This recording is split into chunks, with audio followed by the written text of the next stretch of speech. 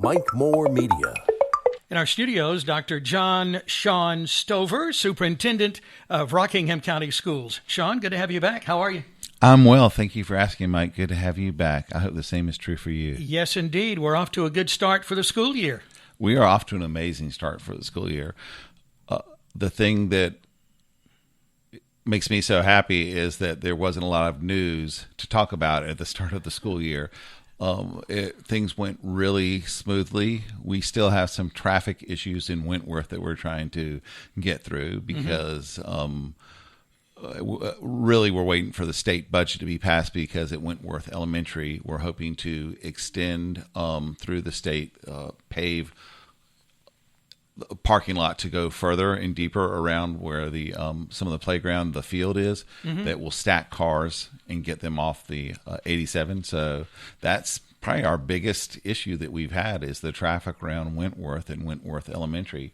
Our kids are learning. I went into a number of classrooms first day of school, and I was really gratified and happy to see teachers went right into instruction. Not a whole lot of fluff.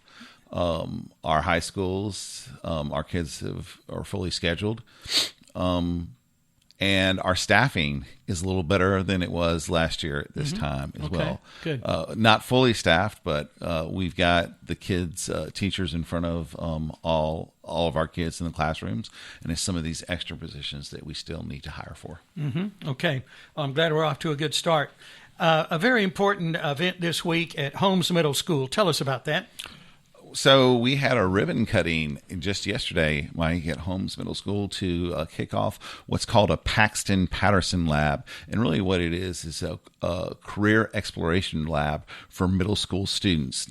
We have it at Holmes Middle School, and we have also at Reedsville Middle School. There are 15, I believe, stations that the kids can go through, and they are assigned to these stations based on their interests. So what we do is we give them a survey and really probe what is their interest. And based on that survey, they can do a number of different hands-on activities. Like, for instance, if they think they want to be in the medical field, they can actually practice sewing up or suturing a plastic arm that actually has a substance, a liquid going through it that looks like blood. So they get to experience that hands-on practice. They get to simulate drilling a tooth if they want to be a dentist. They just get to explore. Other than, hey, this is what a dentist does. I don't know, when I was in school, the kind of career exploration is you might see a video or a film on what a dentist does. And that's right, exactly. That was about the extent of my career exploration. But this is actually hands-on. We actually have a studio back in the lab where kids can practice what you're doing here, Mike. We're just excited to help the kids understand what they want to do, and more importantly, what they don't want to do. Because once you start suturing up an arm and blood comes out, you're like, that's not for me. So we're excited about that, and we're going to expand that to all 4 middle schools, thanks to our partners at the County Economic Development Office. Oh, that's great. They have they have some grant funding, and they are going to fund the startup of also a lab at Western Rock Middle School and Rockingham County Middle School, as well as help us ensure that we have all the stations that we can have with the Paxton Patterson Lab at both Reedsville and Holmes Middle School. Oh, what wonderful opportunities this is providing. Yeah, and it's hands-on, and that's what our kids need. We also have a 3D printer in these labs, so they can create things, program the 3D printer, create all kinds of different things. Yeah, 3D printers. Whoever in my generation would have thought something was possible like that. Mike, I was thinking, I in my generation, and I'm amazed that I can just take a document, send it through a machine, and it goes somewhere else. Right. So I think 3D printers, we're definitely not in my wheelhouse when I was going through school either. It's funny you should mention that. I remember when we got our first fax machine at work, and I was so amazed that would actually, work. How does this work? Yeah, exactly. That's what I was talking about. Is the advent of the fax? It's like magic, and now, of course, nobody uses the fax machine anymore, do they? I had my fax number disconnected, as a matter of fact, recently. You were moderator at a very important community event earlier this week on the fentanyl crisis. Tell us about that. Yes, we called it, we actually had a community conversation. We called it the fentanyl fight because that's what it is. This came about, one of our board members, Philip Butler, heard about a presentation in Guilford County about the dangers of fentanyl. He called up Sheriff Page, who is such a great partner for our school system. He called up Sheriff Page and said, hey, come on, and let's see what this is about. They went, they were blown away. And I think the next day, both of them called me and said, we got to do something like this. Yeah. And so this has been in the works since spring of last year. And the reason why is because fentanyl, just the most tiniest amount, can kill someone. Our kids, our parents don't know about it. They don't know about the dangers. And it's wreaking havoc. It is the number one killer of kids 18 to 45 years old. Wow. That car accidents, everything. Deaths from fentanyl is currently the number one killer. And so I think it is just so important to let our kids know now, because it's a lot of the situations are someone is looking for, maybe a sleeping pill or some Adderall or something like that, not a hard drug. And what's happening is drug dealers are putting fentanyl, or they have counterfeit pills that actually are laced with fentanyl, and people don't realize it, and you can die instantly. This is for those of us that, as parents or grandparents, don't have someone in school currently. We may think, oh, this isn't happening here. This isn't a problem in Rockingham County, but it's a problem here and everywhere. It's a problem everywhere, and it is an issue in Rockingham County. And it's an issue because people don't understand how devastating and how such a minute amount of fentanyl can kill you. You're really playing with fire. And the thing is it is so easy to put in so many forms. Easy to put in pill form, liquid form, powder. And what's happening is a lot of our drug dealers, because it's highly addictive, it's 50 times more powerful than morphine. Yeah. 50 times. And we use morphine for cancer patients to provide them comfort, right? Yeah. And so they're using it, they're lacing drugs with it, even now marijuana, to try to get people, and it's highly addictive, to try to get people to come back and buy it. So we just want to make sure this is a problem that is not with a certain group. All economic, social economic levels, this is affected. And, we had a speaker, and I'm just so grateful she had the courage to come and speak and tell her story of how it has wreaked havoc on her family.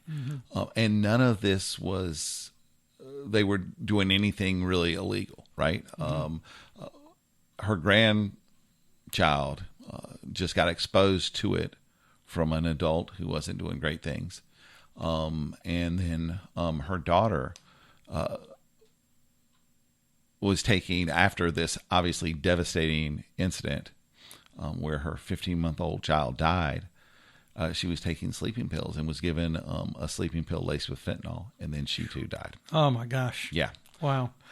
And so we got to share these stories with our kids and our families. You've mentioned some of those stats there too, but on your Facebook page, Rockingham County Schools, there's some good data there to read as well. Good news from the Golden Leaf Foundation. Yeah, we are working with Rockingham Community College to submit a grant, $1 million grant, to expand and partner with the community college our career offerings. one of my big plans coming into the county, and as I've done my listening sessions, what our county wants, what our parents want, is they want pathways that lead to jobs. We do a good job preparing our students who are ready to go to college. The state, I left 15 years ago and I came back, and the state has done an amazing job offering through the community colleges college prep or college level classes that actually transfer to the four-year universities in the state in high school. So many of our students who are really taking advantage of this are going into their from high school to the university. Some of them already, in their sophomore year technically. So we're very strong there. Mm-hmm. Where we're not we had some work to do, and this is across the country. This isn't just in Rockingham County. Was what are we doing for our students who were not ready to go to college yet? And my goal is to ensure our students are ready for whatever makes sense for them in their lives at that time. And for some, going right to college is not the right thing, or is it ever the right thing?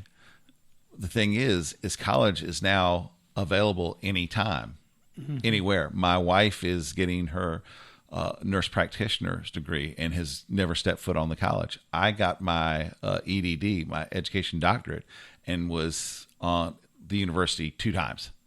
So our kids can get, and they're going to have to get, further training. Sometimes it's better to get employed, build up some savings, get yourself established, and then go to college. And so that's what we're trying to do. And we have 4 pathways that we call them, Mike, that we're really concentrating on, that are aligned to the jobs that are available or will be available in our area. Healthcare is one. We have a hard time in all areas: nurses, pharmacy techs, respiratory therapists, advanced manufacturing, the trades, construction, welding, electricity, plumbing. That's an area where we have a lot of available high-paying jobs and just not the workforce to fill them. And then technology. No. You can't, in our country today, technology is one of the if not the biggest driver, economic engine driver. And so we are, in our classrooms, in our schools, we're making sure that our kids are certified in these fields. We're giving them industry recognized and approved certifications. And we're also working with community college when their workforce development center opens next year. We're going to be able to partner with them. And a lot of our kids will actually take classes at RCC in these 4 areas. Good things happening in Rockingham County schools. Yeah. I'm excited. Many different levels. Yeah. Well, and can I make a tie-in? Sure. Yeah. That's why. So the Paxton Patterson lab might seem like a random thing. It's not. It's all part of a strategy. Mm-hmm. Because if we're just going up to our kids and saying, "Hey, in 9th grade, what do you want to do?" It's pretty much too late. Yeah. So we're starting in middle school with a career exploration and the career plan that they'll have. That'll help guide them. They'll go through their freshman year and they might think, "I want to do this."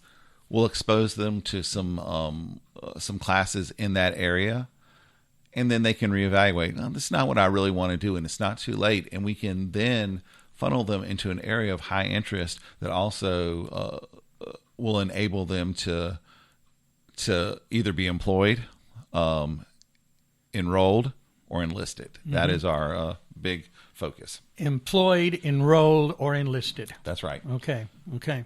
Well, our time is up. It gets away quickly. Thank you, Shawn, for being here. I appreciate it. Always good to have some time with you. And in a last moment, I want to remind everyone that if you need more information about what's happening right here in Rockingham County Schools, I think the best way to go to your Facebook page, perhaps. Facebook, Twitter, or our website. We're excited about our revamp of our website. Okay, revamp of the website. And the website is?